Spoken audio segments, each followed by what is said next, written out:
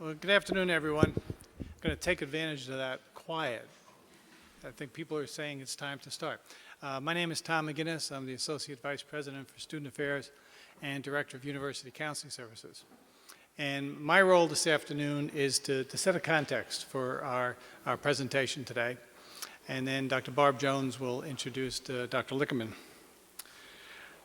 More than 25 years ago, Scott Peck published a book called The Road Less Traveled. It was on the New York Times bestseller list for over 10 years. Sold over 7 million copies in the US and Canada alone. And I was just speaking to someone on the counseling services staff earlier today, and I mentioned about the Peck book, and she's from Croatia. She said, I remember that book. You know, I was on a bus going when she was in college in Croatia and read the book. So a very popular book, and my wish for Dr. Lickerman is that his book does as well as Dr. Peck's book. But the book was about the human condition and the inevitability of hardship and disappointment and strife in our lives. And it offered an approach to confronting and overcoming adversity in our lives. The first sentence of the book is one of my favorites, and I've quoted it many times with students. It's simply, life is difficult. And I've quoted that in my work with students over the years. And I'm always very careful about the inflection, because I don't want it to come out as, life is difficult, poor you. My intent is, matter of fact, life is difficult. And the response to that is usually not a verbal, but more of a quizzical look, as if to say, yeah, but it hasn't been for me. Or, yeah, but I don't know how to manage it. Or, yeah, but it's not fair.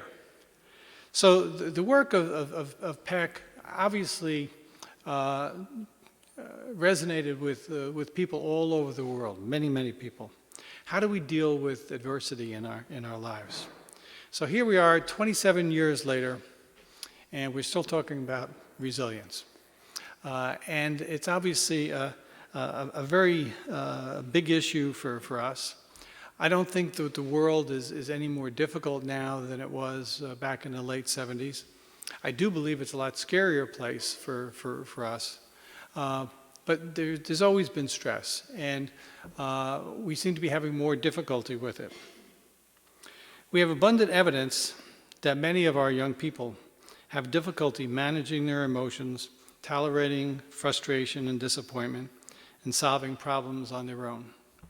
Now, I said our young people. It's probably true of the older generations as well, but it's a lot easier for us to see this in other people in other generations. We also have objective research evidence showing that young people are more depressed, more anxious, more self-centered than past generations. They are less empathic, and they tend to locate the causes and the solutions to their problems as outside of themselves. They lack a personal sense of agency that existed in previous generations. And our experience here at BC is no different. We see this happening with our students as it's happening in colleges and universities around the country. There's been a tremendous upsurge in requests for services and mental health services around the country. And we're seeing that have a tremendous impact on our staffs and across the university. Other people within the university reporting this as well. Now, there are two things that happened in the last week which brought this home to me.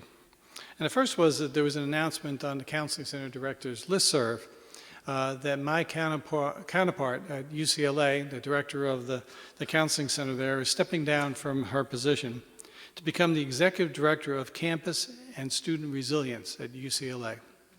So they're having one person work on that. And then also last week, there was an article in an online newspaper about protests at Tulane University, where they've had a number of deaths and suicides this year, and students are protesting for more counseling center staff. And Tulane is a pretty well-resourced counseling center. But the article went on to talk about the demand for services across the country, and also reference this concern about resilience in students. And the author, and I'm going to read this quote, stated, "Some college counseling centers mandate resiliency training to teach students how to deal with setbacks and failure before they are granted access to a clinician." Now, I have no confirmation that this is true. I mean, the people in the counseling center directors listserv have been a buzz about this. Does anybody know where this is happening? But the idea is out there. I think it's a bad idea. I think it's a wonderful idea to provide training, and we're going to hear more about that from Dr. Lickerman. But it's a concern all across the country. So the problem is real, the need is great, and we have the interest and commitment here at Boston College to do something about it. So I'm excited to be part of that effort. And with that, I'm going to turn the podium over to Dr. Jones for the introduction. Thank you, Tom. It's great to see so many of you here. We appreciate that. I do want to mention that after the program, there is a book signing, just so you know. Alex Lickerman is a physician, a former assistant professor of medicine, and a director of primary care, and current assistant vice president for student health and counseling at the University of Chicago. Alex has had extensive experience treating the sickest of the sick in the most compassionate manner possible. In addition to his work with patients, he also served as the physician champion for the University of Chicago's installation of EPIC, a 21st century computerized medical information system, serving as a subject matter expert and a decision maker on a project whose budget totaled nearly $100 million. Alex's first book, The Undefeated Mind, on the Science of Constructing an Indestructible Self, published in 2012, has received numerous favorable reviews from many sources, including Publishers Weekly. Alex has extensive speaking experience, having given talks at medical conferences and leading universities across the country throughout his career. He's been quoted in Crane's Chicago Business, the Chicago Tribune, Men's Health, the New York Times, and Time Magazine, and has had articles appear in Psychology Today, USA Today, the Huffington Post, Counselor Magazine, and Medicine on the Midway. We are happy to introduce and to listen to Dr. Lickerman.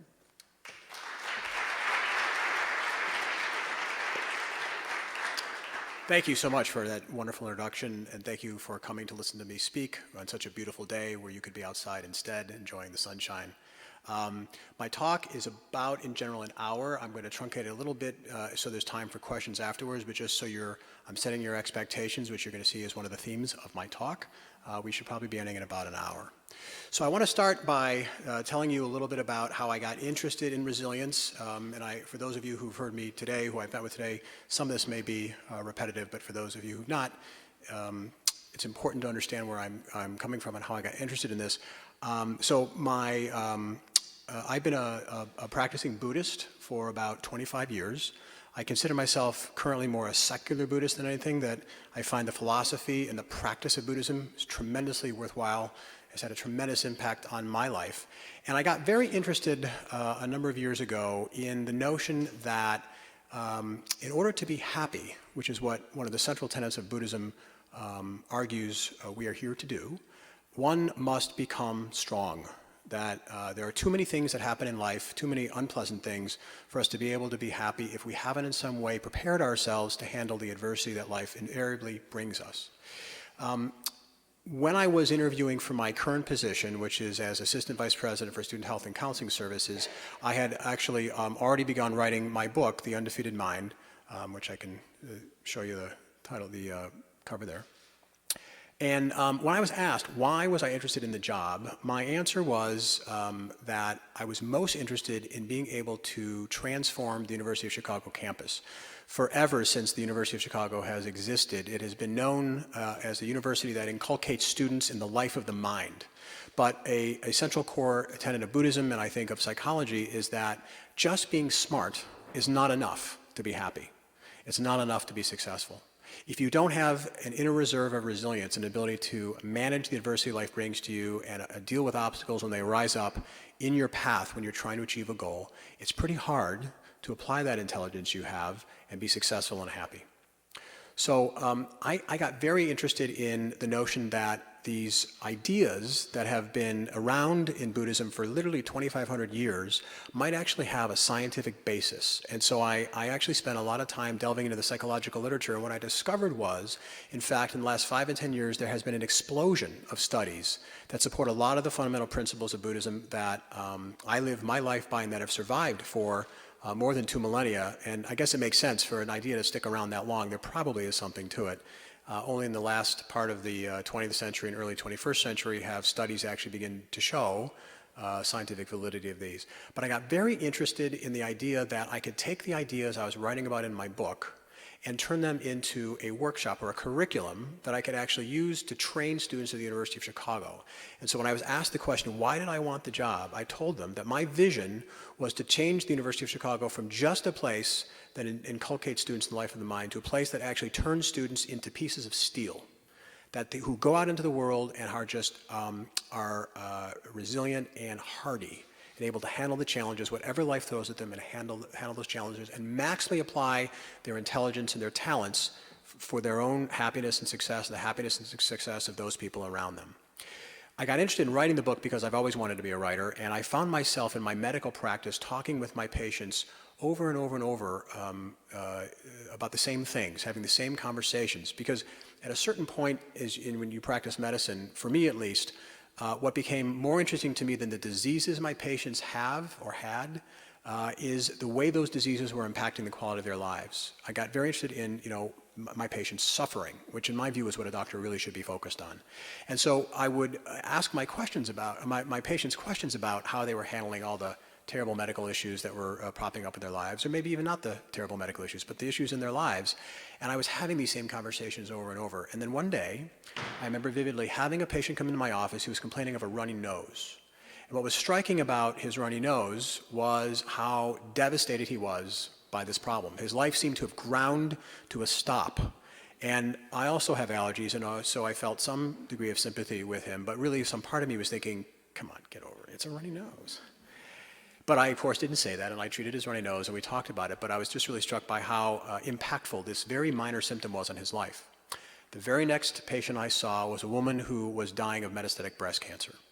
And the conversation she and I had was very different. She had somehow come to a place of acceptance and equanimity about her diagnosis, and we had the most wonderful discussion about what she was going to do with the time she had left, very much naming the elephant in the room, and I left that conversation feeling inspired.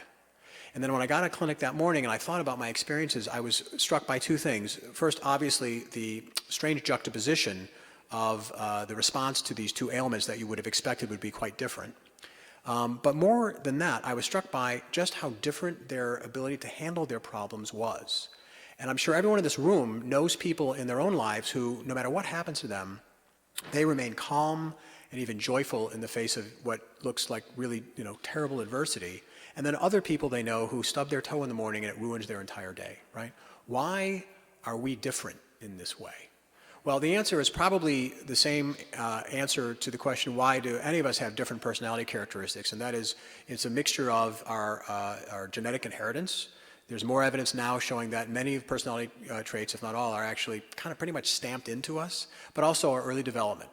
And so really, I think the way I think about this is that resilience, like any personality trait, exists in a spectrum, a range. And that maybe our genetics and our upbringing have brought us into this range, and someone else may be a little bit over here, and then someone else is way over here. But we all have a range. And so my interest became, can we teach people particular skills and techniques so that wherever their range is, they're operating at the high end of it? That was the goal. And so I've also since then had people email me having read the book and say, I love your book, but where's the workbook? Where's the, how do we?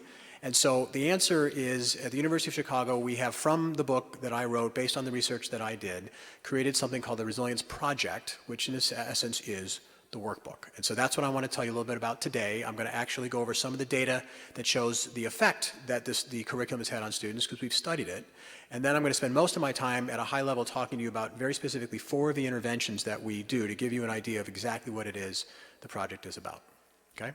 Before I do that, though, I need to actually define resilience. I come from an academic institution. You're at an academic institution. We have to start with definitions.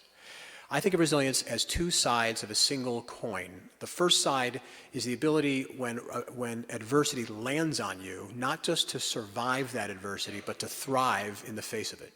That which does not kill me makes me stronger. There's actually good evidence, as long as it's something that's not really overwhelming, it really does make you stronger, but that doesn't happen to everybody. How can we ensure, when something bad happens to us, that we actually don't just survive it, but thrive as a result of it? The other part of that coin, or the other side of that coin, I should say, is when you are striving to achieve a dream or a goal, and obstacles arise in your way, as they inevitably do, how do you prevent yourself from becoming so discouraged that you quit? Or so discouraged that you don't quit, but like your subsequent performance is degraded enough that you fail? How do we do that? So that we think of as grit. You know, the ability to sustain passion for long-term goals. Because really, when you're trying something difficult, it never goes the way you want it to. It never does. And so how do you deal with that? That's what I think about as resilience. Okay. So what we did we piloted the Resilience Project 2 years ago with 16 undergraduates, just to figure out how we actually deliver the curriculum and experiment with that. And then last year, we opened it up to graduates as well. We brought in 50 students who were interested in the class, and we compared them to a control group who actually were students who were not interested in taking the Resilience Project class, but had come to some project or some program put on by Health Promotion and Wellness. So they were interested in something healthy, but not the Resilience Project. So this is the data from that comparison group who did not receive the training. And as you can see, there's 2 scales we use. The top in the yellow is the Connor-Davidson Resilience Scale. The bottom is the Duckworth Grit Scale that measure those 2 aspects of resilience that I just defined for you. And what you can see is we did the course over an entire year. So week 3 versus week 28 of the school year. And you can see both the resilience scores and the grit scores were pretty much unchanged. The scores, however, for the intervention group that got the Resilience Project look like this. So you can see at the top, the scores, first of all, just to point out, the baseline score, 58.7 as an average, is significantly lower than the baseline score for the comparison group, which sort of made sense to us because we thought people who already feel themselves to be resilient are probably not going to be as interested in this course.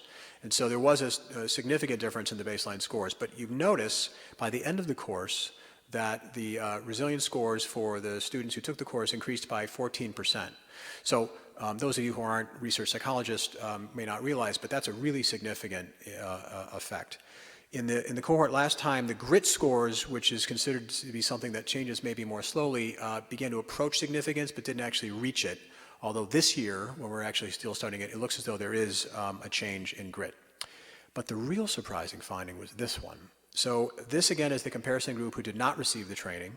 And this measure of 2 other psychometric instruments, one called the PHQ-9, the other the GAD-7. The PHQ-9 measures as a screening test for depression.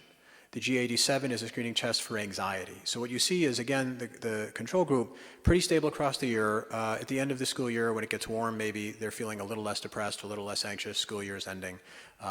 They had a decrement in their scores. But this is what happened to the group that went through the project.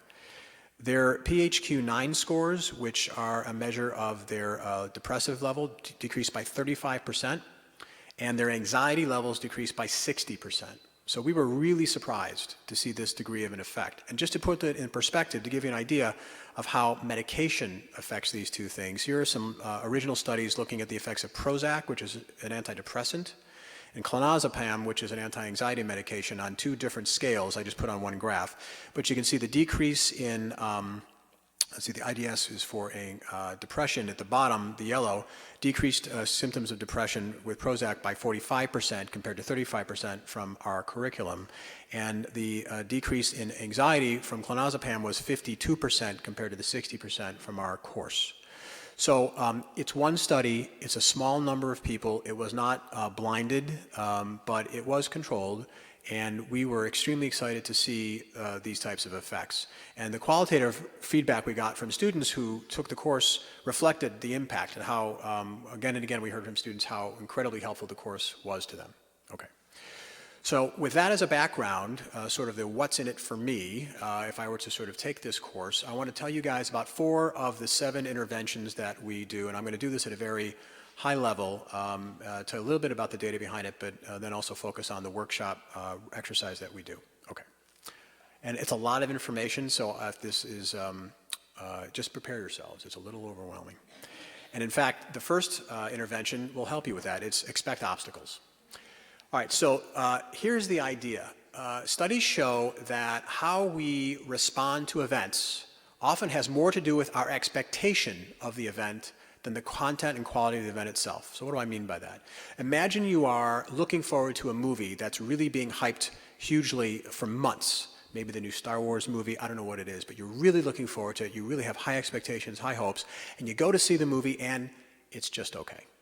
And you walk out of the theater thinking, yeah, it was good, but I somehow wanted it to be better. I'm a little bit disappointed. Contrast that scenario to on a Friday night, you finished your homework or your work or whatever it is you're doing, you have nothing to do, and a friend calls you up and says, you know, there's this new art house movie, I don't even know what it's about, but it got incredible reviews on Rotten Tomatoes. Do you want to go check it out? And you have very low expectations, and you say, yeah, sure, we'll go. And you go, and it's amazing. And you walk out of there almost like, you know, your soul is singing, you laughed, you cried, it became a part of you, because you weren't expecting it to be that good, and it exceeded your expectations. My favorite study in the literature that points out that the truth of this is actually a study where researchers told a series of jokes to a control group and an experimental group, and the experimental group, they convinced them or set their expectation that these jokes were going to be really funny when they were terrible. And sure enough, they laughed more and rated them significantly more funny than the group that was not programmed, okay?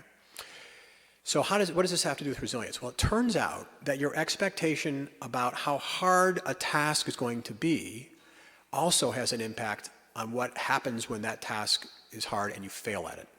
What do I mean by that? If you have a goal and there are a series of tasks that you have to complete to reach that goal, and you look at that first task and you expect it to be hard and you fail at it, compared to the situation in which you look at that first task and you expect it to be easy, and yet you fail at it.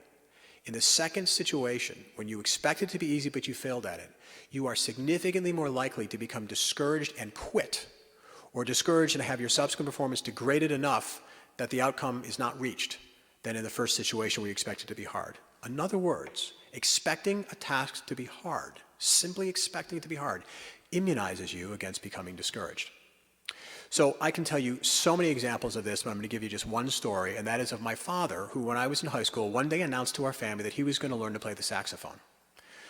He just did things like this. And so he came home one day, with his rented saxophone, he announced, I'm going to my room to practice. And we were all really unhappy about this because we soon expected the sounds of a pregnant water buffalo to become eking out of his room. But instead on that day when he went in to practice his saxophone, we listened and we waited and we heard nothing. We thought, that's strange.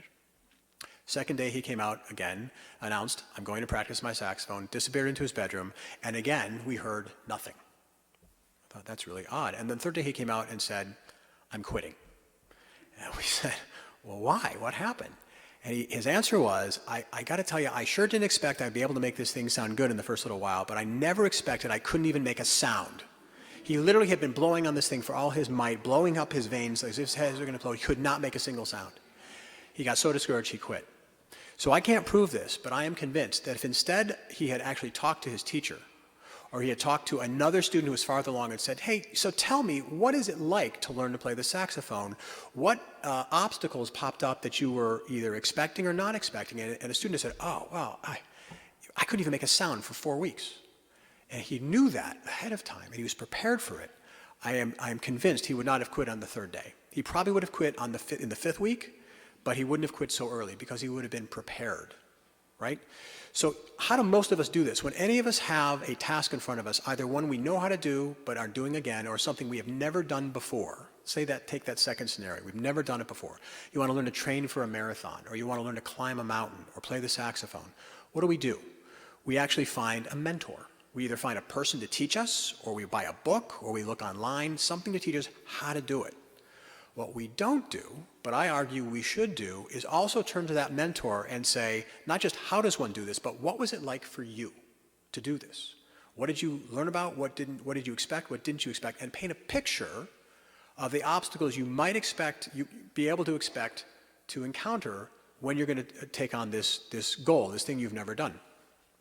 Because what that does is it prepares you, it actually enables you to set your expectations for task difficulty more realistically. What most of us do instead is we just, it'll be kind of hard, or that shouldn't be too hard. We quickly and even unconsciously decide we think we know how hard it will be, and we proceed from there. And what happens is when our expectations get exceeded, everything changes.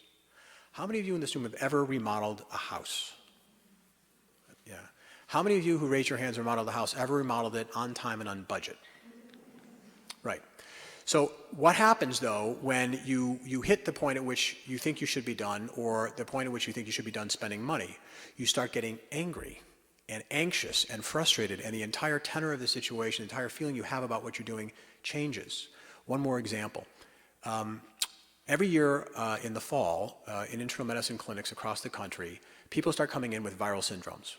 They get a little sore throat, a runny nose, maybe a cough. They say, this is a virus. In the winter, we get more viruses. I'm just going to wait it out. Probably last 3 days, I'll be done.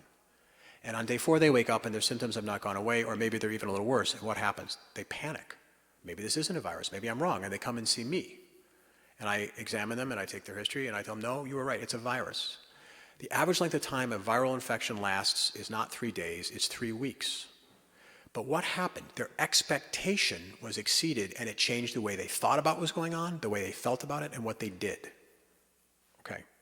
So this is what we do in the Resilience Project. We actually bring students in, and their homework is they have to come in with an idea in their mind about something they did that was hard, that they didn't know how to do, but they accomplished. Whether it is run a marathon. One student I remember one year said he traveled for a year around the world, right? Did something. And what we do is we teach the students to interview one another to figure out not just how to do what the other student did, but what it was like to do it. We're teaching them to do what I do as a physician, which is take a history. The point here is this.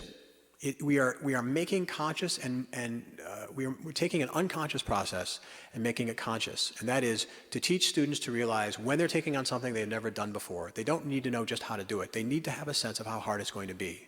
Because when those obstacles arise, as they always do, even if they didn't anticipate that specific obstacle, if they were telling themselves, this is going to be harder than maybe I want it to be or think it's going to be, and I don't exactly know how, but I'm going to be prepared for it to be hard, when those obstacles arise, their reaction is, there it is. Yeah, okay, this is hard. Not, oh my God, I wasn't expecting this, I can't do this.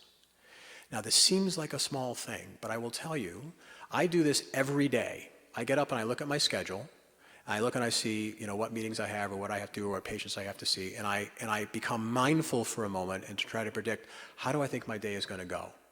And usually what I tell myself is if the day looks really easy, that I'm wrong. It's going to be, there's something that's going to happen that's going to be hard. Now, it turns out most of the time it's not hard, but when it is, because I have thought about it consciously, I've paused in the morning to think about it, even if I don't know what, I hadn't predict exactly what it was, when that thing happens, my reaction is, aha.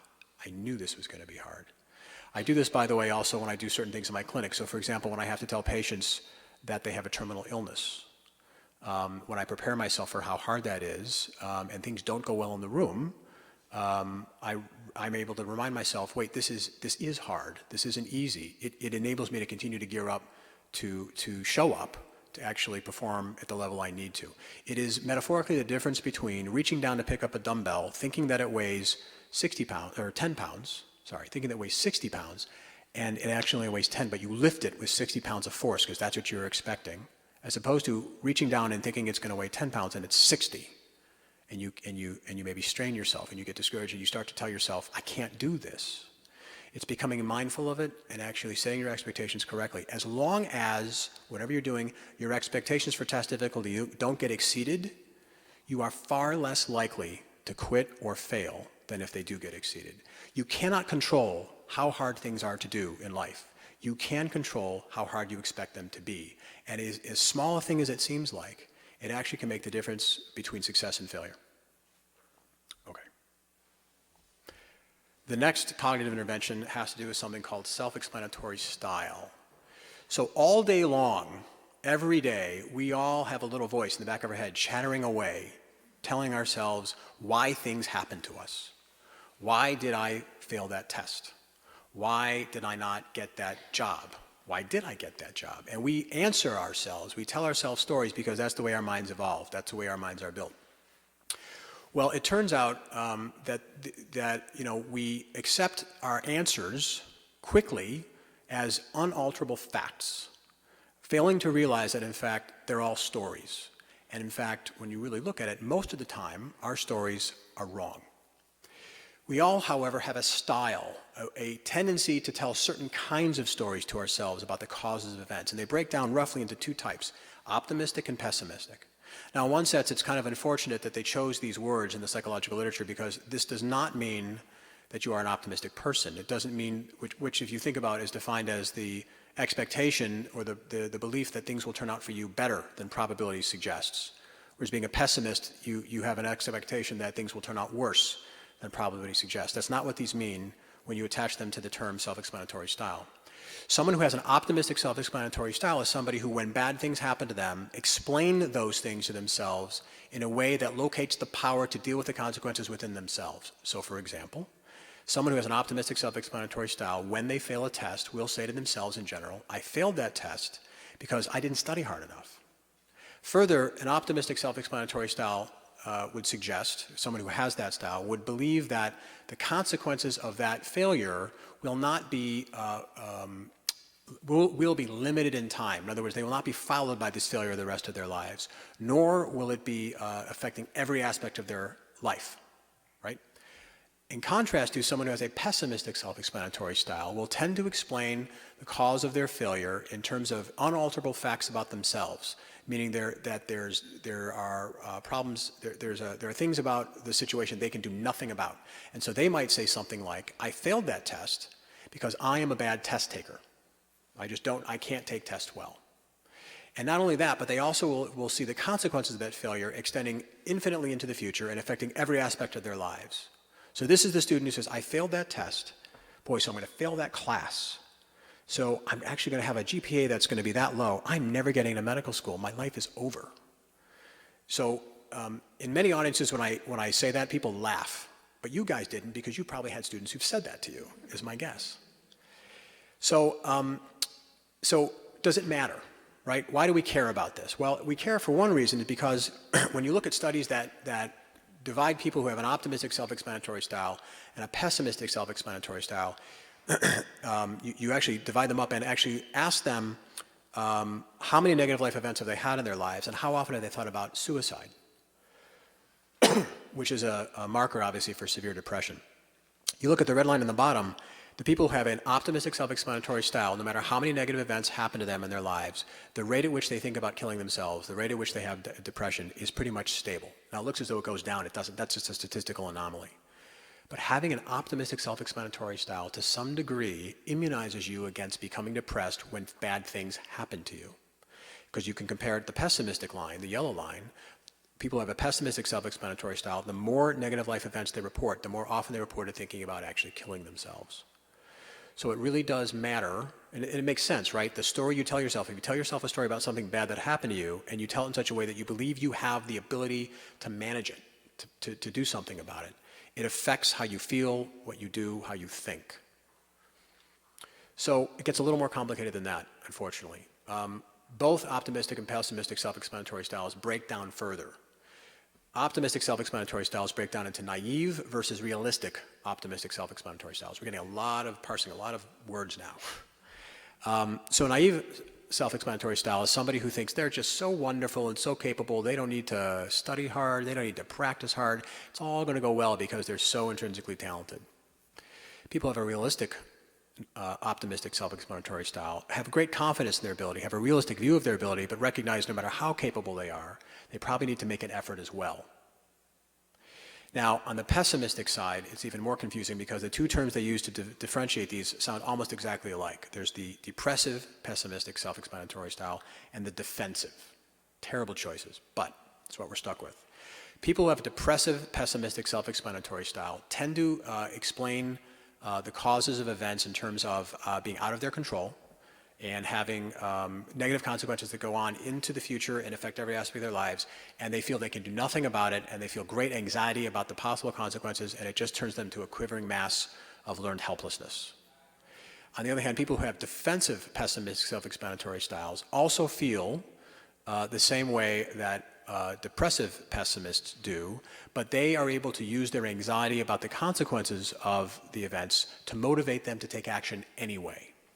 What's fascinating about these divisions is, at least in the arena of sports, one study looked at female basketball players, and what they found was that the people who performed the best on the court were in fact the defensive pessimists. Maybe because they recognized maybe they didn't believe they had skill, or they felt they had some skill but felt, to make up for it, they really had to practice, really had to hustle and work hard. They outscored everybody else. They did better defending people. And in fact, they did even better than the optimists, possibly because the optimists were more naive optimists, which is supported by the data that showed the optimists actually had more fouls. They were a little more careless. So maybe if you're a naive optimist, you don't train as hard because you think you're so skilled, you don't have to work as hard, right? So when you think about this rather complex schema of naive optimist to a realistic optimist to a defensive pessimist to a depressive pessimist, you probably want to be somewhere in the middle. And it may even be that a realistic optimist and a defensive pessimist are almost the same thing, not entirely clear. So then the question becomes, what if your style is not optimal? Can you change it? And the answer is yes. So first, if you have a naively optimistic self-explanatory style, you have to literally call your attention to the fact that you can tend to blanket optimistic explanatory biases over all situations and catch yourself doing that. It's like breaking a bad habit. You have to notice, again, become mindful when you're doing it. But most people don't have that problem. Most people have the problem that they are, when bad things happen to them, they go to the explanation that takes power away from them. And they don't know what to do, and they get depressed, and they often don't react in a way that is adaptive.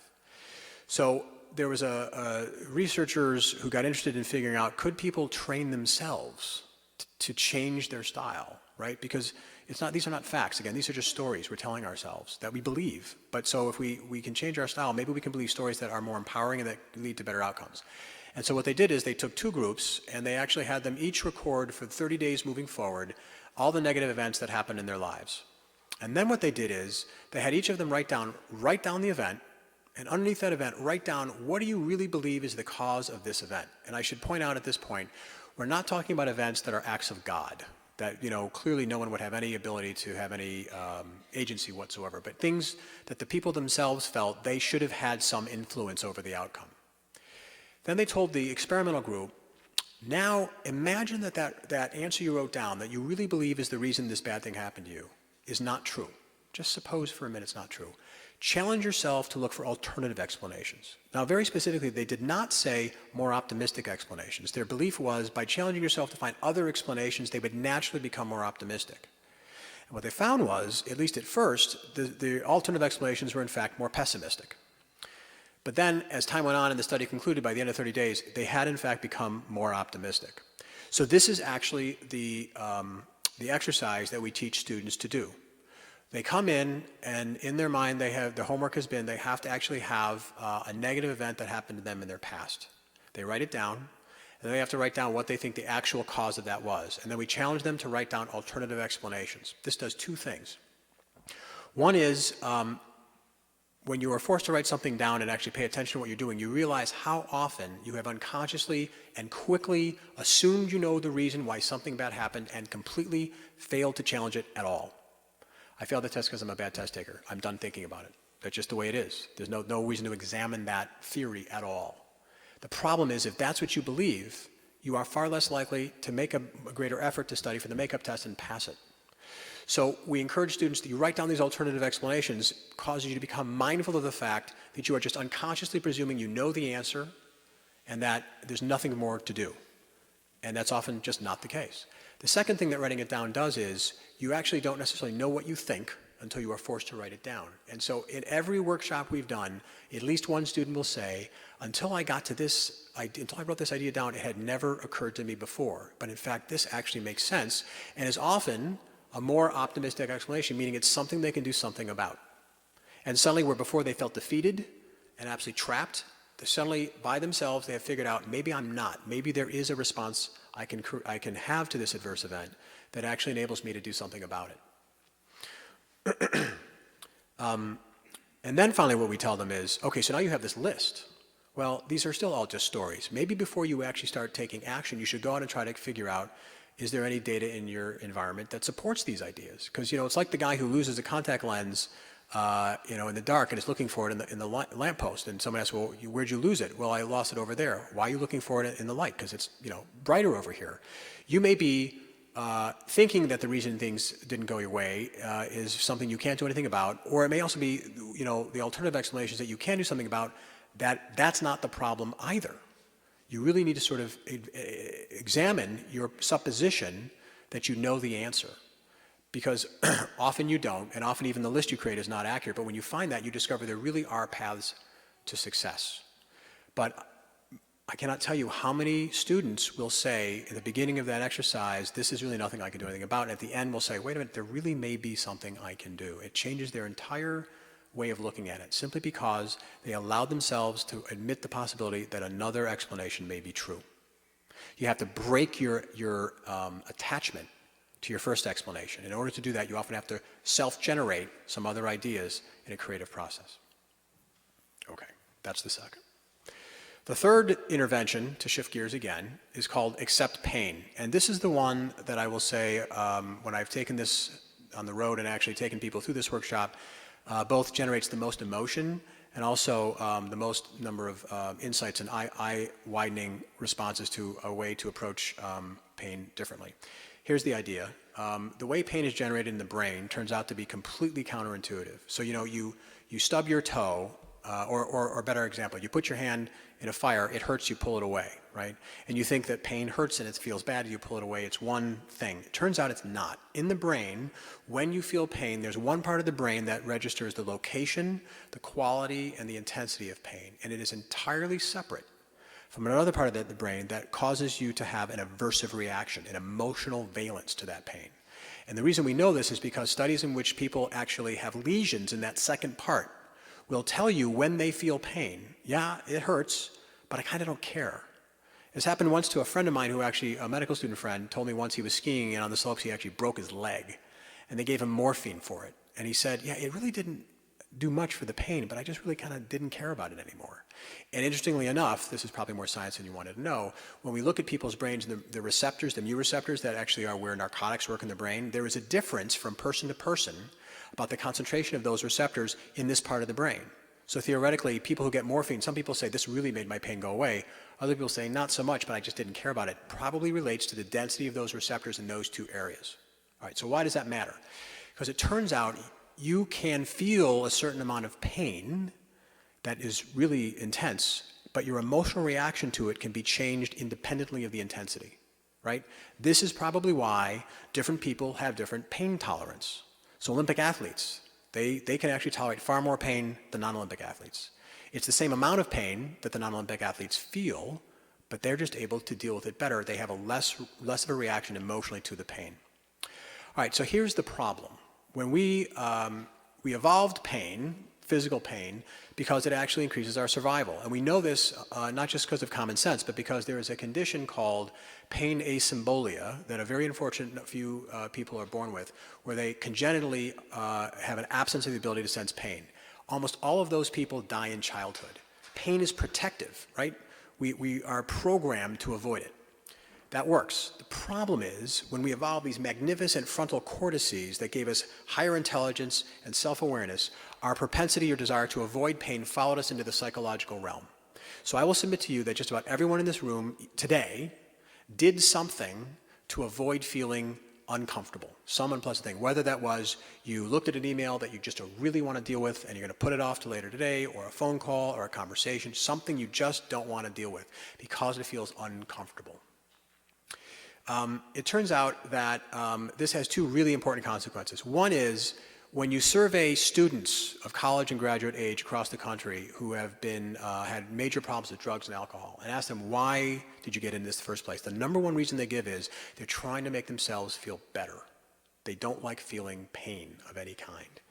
But the other problem is if you have a dream or a goal, again, that you really want to accomplish, but you put it out of your mind, maybe you don't even admit it's something you could possibly do, because when you think about what you would have to do to reach that goal, the unpleasant feelings that erupt are so intense you can't even contemplate doing them. You know, dreams you've held in your secret heart that you really want to do, and the obstacles to stopping you to doing them are not outside you, or mostly not outside you, but they're here.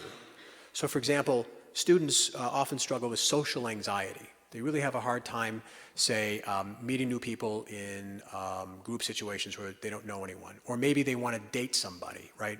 So someone wants to pick up a phone and ask out another student, but they feel overwhelming anxiety at the notion of picking up the phone and asking them out, maybe because they're afraid of rejection or just the whole notion is so uncomfortable, right? So what do? They don't do it. They don't lift up the phone. The problem is it works. If you don't take the action, you don't feel the anxiety. You tell yourself, I'm not going to do it. The anxiety goes away, right? The problem is, so does their dream. So does their goal. They can't do it. So there have been other studies that look at people who are trying to lose weight and avoid food cravings, people who are trying to quit smoking and avoid nicotine cravings, even people with epilepsy who are trying to reduce the number of seizures. When you train those people to view their uncomfortable feelings not with rejection and suppression, which studies show only make those feelings worse, but acceptance, to, in a sense, disconnect themselves from the experience and become the observer of their own experience. So when they realize, yeah, I'm feeling an incredible hunger craving right now. I really want to eat that cookie, or I really want a cigarette. And they view those cravings with acceptance. Sort of one of the images that we use is think about it as a wind passing through you, and you're observing it. They find two things. One, paradoxically, the intensity of those cravings diminishes. But that is not the goal. The goal is not to sort of diminish the intensities of those cravings, but to become strong enough that you can withstand them until they fade on their own. And what they actually find is when they look at people who are trying to lose weight or quit smoking, and they teach them these techniques, their rates of actually being successful are much higher. They have even found in people who have epilepsy, who have what are called a prodrome, where they actually get warning that their seizure is about to come, when they look at those symptoms, those prodromal symptoms as they occur, the spirit of acceptance, the rate of their seizures goes down. They actually are less likely to have seizures. Something about acceptance is a very powerful thing. To accept is to remove judgment from the thing you're feeling. So you go from thinking and feeling, oh, I'm having this horrible anxiety, I've got to stop this, to I'm having anxiety. In fact, we often teach people to rate the intensity of their unpleasant emotion, because nothing will bounce you out of an experience more than having your attention drawn to the fact that you're having the experience. So imagine for a second, if you will, if in the middle of making love to your partner, they stopped you and said, hey, sorry, hang on a scale of 1 to 10, how is this going for you right now? Well, you might say, up until that moment when you asked, it was going great, but now I'm completely out of the moment. So, that really works. And so you can actually withdraw your judgment from the feeling that it's a bad feeling and simply view it as a feeling that is passing through you. And it actually does increase your ability to withstand that feeling. And we do that in the name of achieving goals. Okay? So this is how we do it. It's based on this notion of acceptance and commitment therapy, which is a form of cognitive therapy. And this is the technique we teach students to do. The idea is, if you have a goal, you come in and you write down this goal that you have, and it is a goal that really matters to you. We want it to be something really close to your heart. And then you write down the 3 to 5 tasks you would have to accomplish in order to reach those goals. And next to those tasks, you write down the uncomfortable feeling that even contemplating taking on those tasks brings out of you. And what we then do is as we often do, we go around the room and have people speak their goals and their tasks and their feelings. And it has been astounding about how much simply speaking them out loud brings the feelings out. One woman, when I actually ran this workshop at Stanford, her goal was to be reunited with her sister, with whom she had not talked for 7 years. And when she talked about what she would need to do that, of course, she began sobbing. And the woman next to her said she wanted to be reunited with her father, who walked out of the family when she was 3.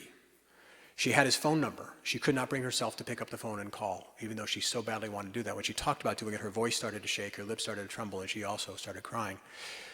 Most of us, or many of us, have some secret dream we have held in our hearts that we are not pursuing, because when we think about doing it, the pain that brings up, whether it's embarrassment or shame or guilt or anxiety or whatever, is so awful. We don't imagine we could possibly do it. We don't challenge ourselves to do it. But the point of acceptance is that not to feel better, but to do better. So that person who's going to pick up the phone to ask that person out on a date says to themselves, I don't have to get rid of my anxiety before I do this. I'm going to feel that anxiety.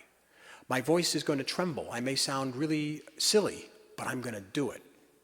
And the idea is you commit to the goal and you accept the fact you're going to feel badly. And when you do this, even if you fail, even if the person on the other end of the phone turns you down, I guarantee you hang up the phone, you will feel like $1 million because you will have won over yourself. And this is, by the way, a secret that all of the people in our society who we hold up as paragons of achievement, from Abraham Lincoln to Steve Jobs, doesn't matter. They know the secret. The secret is not that they had an easier time than the rest of us. They had a harder time because what they knew was if they could only tolerate the pain of the path that they were taking and not give up and not allow their own uncomfortable feelings, whatever those may have been, to stop them, that they would accomplish their end. And so, like anything else, this takes practice. But it is absolutely something anyone can learn. Now, I want to pause. The last thing I want to say about this is, I'm not talking about anxiety or uncomfortable feelings that are pathological. If you suffer from generalized anxiety or severe depression, I'm not talking about just, say, sucking that up and I guess I'm going to feel bad and that's the way it goes. If you have pathological experiences like that, you need to be seeing a professional and get the appropriate treatment. I'm talking specifically about pain that arises, uncomfortable feelings that arise, because you want to accomplish something. And when you contemplate accomplishing that, you're pulled away from it because of how it's going to make you feel. Those feelings will not hurt you. You can tolerate them and you can practice it and get better at it. And if you learn to do this, like an Olympic athlete does with physical pain, I will submit to you, you will become unleashed. You will be able to accomplish things you really have completely ruled out as possible for you, because the only thing that's stopping you is your own reluctance to feel badly. Okay. All right. The last topic I want to talk about is let go. So no matter how good you are at expecting obstacles and preparing yourself for a task difficulty, no matter how well you train yourself to develop an optimistic self-explanatory style, or at the very least a defensive pessimistic self-explanatory style, and no matter how good you are at accepting the pain that you will often feel when you take on tasks towards goal achievement, there are some things that you're going to want to accomplish in life that you will never accomplish. Even worse than that, there are things that you are going to be attached to. In fact, I'm sorry to be such a downer, but in fact, everything to which you are attached, you will one day lose, including the thing that you're attached to the most, your own life. And so how do we recover from losses that are devastating to us? That must be a part of resilience. When we fail at something and we don't get what we wanted and we can't get it, or when we lose someone we love and we cannot get them back, how can we prevent ourselves from becoming inured in depression and anxiety? Or at the very least, how can we minimize the length of time we are going to feel badly? Because of course it's natural to feel badly. When you look at graphs of people, seniors who have lost spouses, what's very interesting about this is that they evince different patterns of responding to those losses in terms of their affect, their feeling. It's not what you would think. Most people, when they lose someone they love, their affect dips for a while, but then invariably at about 1.5 years comes right back to their baseline. Some people never dip at all. That's the majority. In fact, this gets to what's called the set point theory of happiness, that when good things and bad things happen to us, there's a principle of our minds called habituation, where we ultimately get used to them and eventually we come right back to where we were. Now, there are a couple of things that either permanently raise and some things that permanently lower those things. But really the idea is, the usual pattern is to dip when you lose something you care about and come back where you are. And we can't stop that if that's your pattern. But the question is, how can we minimize the depth of that dip, and how can we shorten it to the shortest period it can be? By the way, some of those patients, some of those studies actually showed that when the spouse died, their happiness went up. Presumably, they didn't have a happy marriage. But, so here's the idea. The way we deal with loss, in general, we are meaning-making creatures. It's through the apprehension of meaning. That's how we mostly do it. And there are two types that we do. One is called sense-making, the other benefit-finding. Sense-making is, why did this happen? Why did I get cancer? Why did my daughter get into that car accident and die? Right? Why did these things happen? Here, in contrast to when I was talking about self-explanatory style, these are in response to events over which we had no agency. These are acts of God, things that there was probably nothing we could have foreseen to do differently that would have prevented the outcome. And the other way that people deal with why bad things happen to them is not to sort of figure out the answer why, but to actually figure out what benefit might come from this bad thing that happened to me. Here is a study that shows the difference in outcomes between these two styles. These are parents who lost children to SIDS, sudden infant death syndrome. And on the x-axis, you can see these different categories. There's the SCL90R, which is basically a measure of how physical symptoms manifest from emotional trauma. Somatization is the word we use for that. Then well-being, anxiety, sadness, and anger. And there's 3 groups of parents. And this is what they found. At the top, the white, you can see one group was not, they never asked themselves why this happened. They never asked, why did my baby die? And so, of course, they didn't find any meaning or answer in it because they weren't looking for it. Then at the bottom, there was a group that was looking for that question, answering that question, why did my baby die? And they found some answer that made sense to them. If you contrast in each one of these categories to the third group in the yellow that was searching for a reason but never found it, that was the group in each case that did worse. They had higher levels of somatization, lower levels of well-being, higher levels of anxiety, sadness, and anger. Part of the reason we think is because these are sort of the acts of God. When you ask these questions, there really aren't necessarily any convincingly good answers. Well, it turns out 80% of us, when something bad happens to us, ask ourselves at some point or another, why me? About 50% of us actually find an answer, but most of those people keep searching for an answer. They get stuck.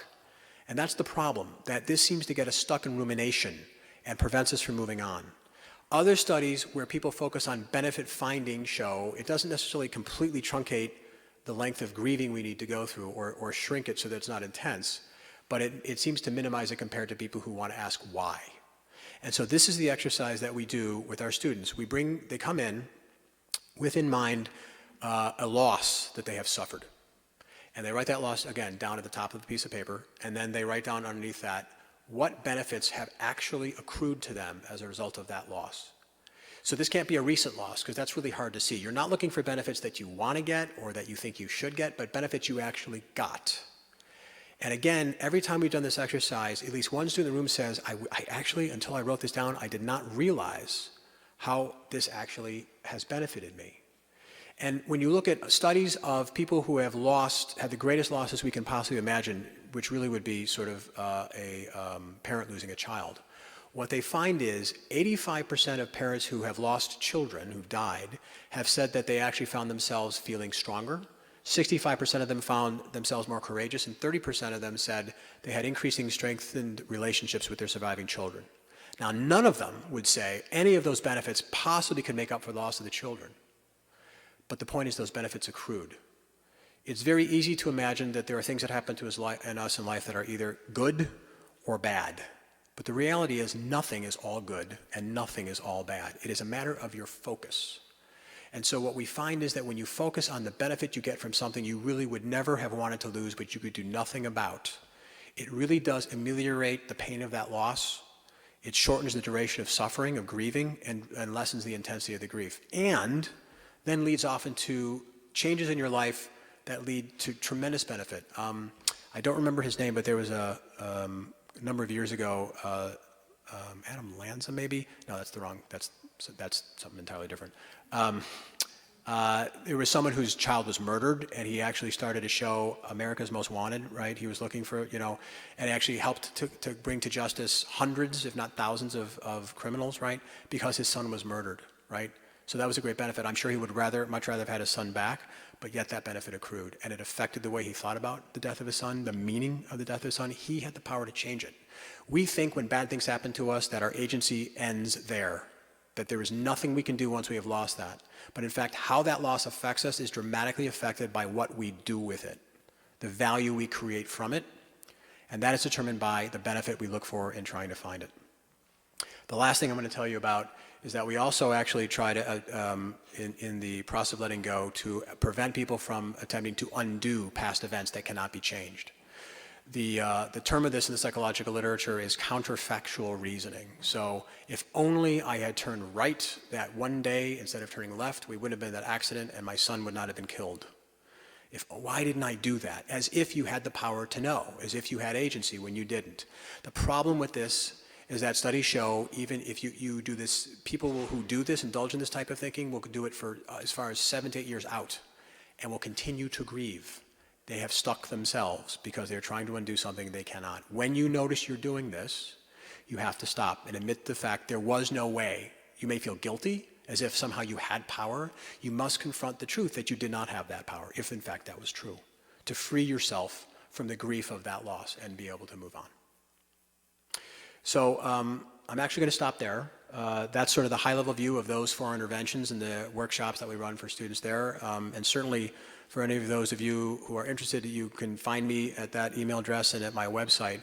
And I think we have just a little bit of time for questions. And I want to thank you for your time and attention. I hope you found it helpful. Thank you.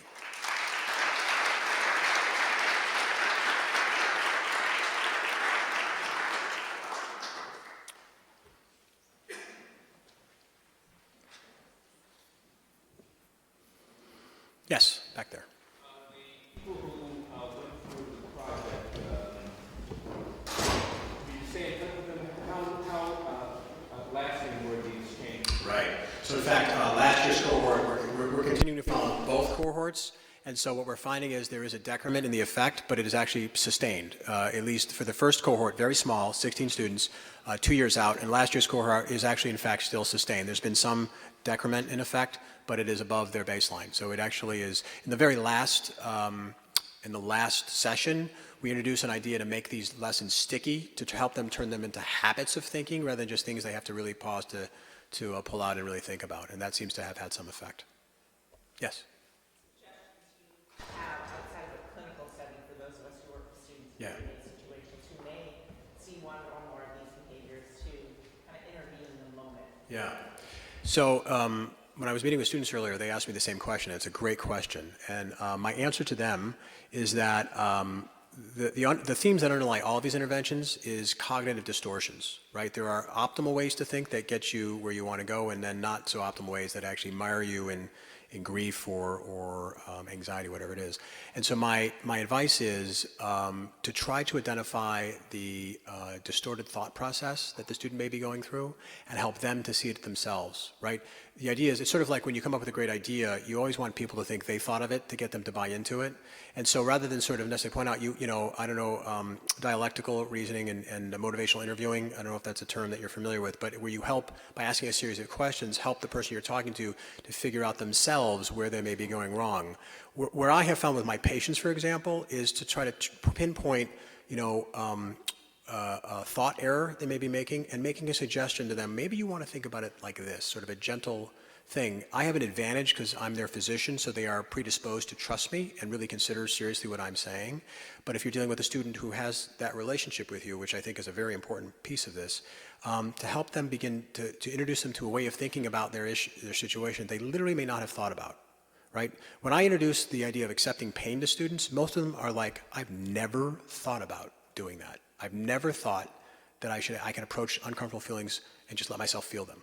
And that is incredibly powerful for some. So along those lines, if you can figure out, there's an art to this, what might you say to them that will get them thinking in a way that's more adaptive? I think in the moment, that's maybe the best you can hope for. So I hope that's helpful. There was something back there, I thought. No? Yes? I'm curious whether you see any role to mindfulness meditation or sitting meditation practice or a yoga. Yeah. So I hope it was evident how mindfulness in general sort of underlies all of these interventions, taking what is unconscious and making it conscious so you look at it and gain control over it. We don't specifically teach mindfulness in this course because that's offered as a separate course, but I always do talk about mindfulness, the importance of that, and that the ability to practice these techniques and use them is greatly aided, I think, by people who are used to being mindful and monitoring themselves and being aware of themselves and becoming more comfortable with what's going on inside. So we encourage students, but that's not specifically a part of the course. Yes? I have two questions. First question, do you see religion has a big impact on people's resilience? And second is, in your study, do you see people who grow up in a really nice environment is less resilient than people who has nothing? Yeah. So to your first question, we haven't studied that. My own opinion is that religion can be a source of resilience in some cases, but also can get people stuck. You know, you can, if you believe in a higher power and sort of feel you'll be protected in some way, there's a psychological impact to that. It's sort of, in a sense, and I'm speaking from perspective of a scientist now, it's sort of like having a lucky charm, you know, that make you feel more confident. When they actually examined this, and what they found is that people who have those superstitious thoughts, like believe in a lucky charm, like if you're playing baseball, you think you got to wear your underwear backwards or something like that to pitch a good game. It is actually, it does have an effect when you yourself can have an impact on the outcome, because what it does is it changes your confidence. So if you feel, for example, that God is looking out for you, or that you have some religious technique or some spiritual practice that makes it more likely you will be successful, it is the faith in the practice, not necessarily the practice itself, that can have an impact. To your second question, again, I don't have any data on this, but I think it's pretty clear. Well, I take that back. There was a study looking at people who had experienced a lot of hardship in their lives and measuring their level of resilience, and what they found was up to a certain point of hardship, it does actually make you stronger. Past a certain point early in your life, it doesn't. It actually makes you more likely to be depressed and have a harder time dealing with things. So we were having this discussion before, which is that one of the perceptions that we have about why today's students seem to have lost some degree of resilience may very well relate to both the parenting style of the last generation or so, and as well as to the support in educational environments like high school and college, where there's a lot of enabling going on and a reluctance to allow students to struggle and to fail. Because the same way, you know, babies have to teach themselves how to fall asleep. They soothe themselves to sleep. If you don't give your children a chance to fail and discover they can rebound from that and discover that it doesn't follow them the rest of their lives for themselves, it's hard for them to believe that they can survive that. So I think, in general, it really serves people when they're young to struggle a little bit.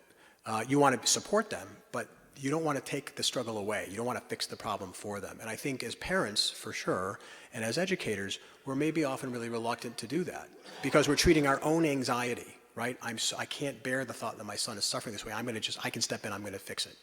Rather than, here's a lesson for him. He's not going to die from this. There's really, he's got to learn that he can fail and be okay, that what he thinks was so important today, in a year he's not going to remember. If I leap in and I take that experience away from him, I'm preventing him from learning that lesson. So yes, I think there is something. It's hard to have an easy life, but if you happen to be someone who up to a certain age is blessed by that, it doesn't prepare you for the difficulties that are ahead.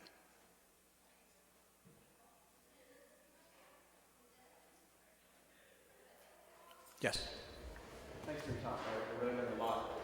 Do you think there's room for, or how minimal would universities be having these sort of principles be in a required course for freshmen? I mean, I teach in the philosophy department here, and they teach Aristotle and Epictetus and Seneca, and we're seeing a lot of the same things about how do you relate your emotions, right, relate between reason and your emotion, trying to ask a question to students of, is it the case that pleasure is something that's happiness, maybe not? Right.